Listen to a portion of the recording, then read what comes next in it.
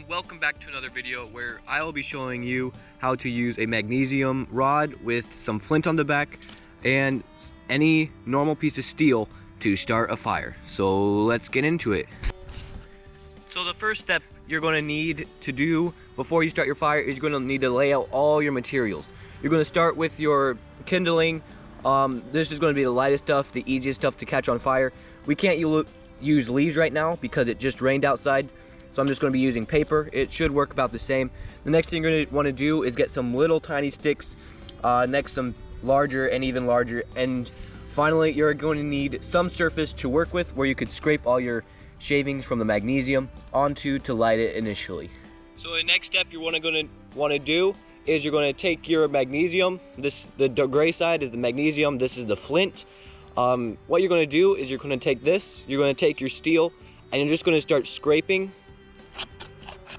little shavings off until you have about a quarter size pile on the paper. And you do not have to worry about scraping too much off because you definitely don't want to get too little, and getting too much is no problem because this side will last a lot longer than this side. So just make sure to get enough so that you can get the job done.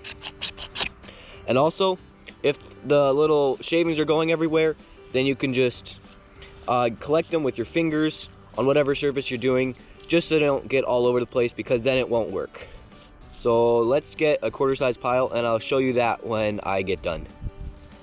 Alright, so now we have a good quarter sized, or roughly about that much of magnesium shavings, and you don't have to worry about this being too close. This will not catch on fire, but when they're in the small little form, they will. And another thing I forgot to mention is if you're using a knife to scrape off the magnesium, do not use the sharp side. Make sure to use the spine of the knife, otherwise it'll be like dragging your knife through sand or dirt, and that is not good. So what you're going to want to do next is you're going to flip it around from this gray side to the black side, and what you're going to want to do is use the spine of your knife again, and you're just going to quickly lay it at about a 45-degree angle and just make quick downward motions from a sort of a height so you don't move it all over the place until you get a spark, and this will light on fire. We're going to take our paper and make sure that lights, and we're going to put it on the fire. So let's get going. So it will take a couple tries, but when you get it, you should know. And there we go, we got it. So get this.